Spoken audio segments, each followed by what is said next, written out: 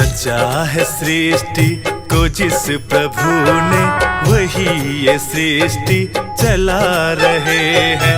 रचा है सृष्टि को जिस प्रभु ने, वही ये सृष्टि चला रहे हैं। जो पेड़ हमने लगाया पहले, जो पेड़ हमने लगाया पहले, उसी का फल हम अब पा रहे हैं। रचा है सृष्टि को जिस प्रभु ने, वही ये सृष्टि चला रहे हैं। रचा है सृष्टि को जिस प्रभु ने, वही ये सृष्टि चला रहे हैं।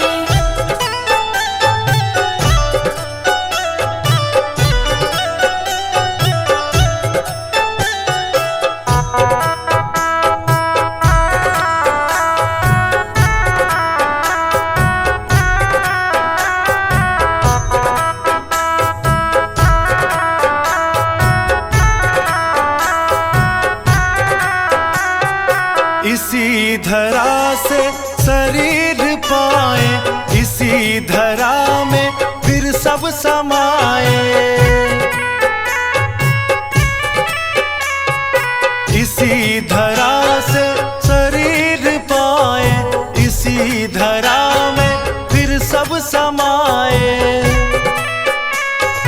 है सत्य नियम यही धरा का, है सत्य नियम यही धरा का।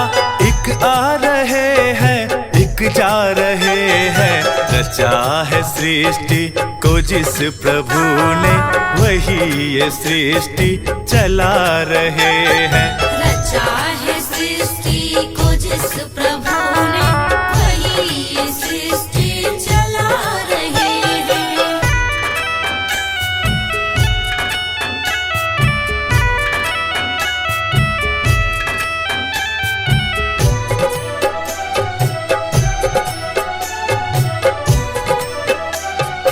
जिन्होंने भेजा जगत में जाना, तय कर दिया लौट के फिराना। जिन्होंने भेजा जगत में जाना, तय कर दिया लौट के फिराना। जो भेजने वाले हैं यहाँ पे, जो भेजने वही फिर वापस बुला रहे हैं। रचा है सृष्टि को जिस प्रभु ने, वही ये सृष्टि चला रहे हैं। रचा है सृष्टि को जिस प्रभु ने, वही ये सृष्टि चला रहे हैं।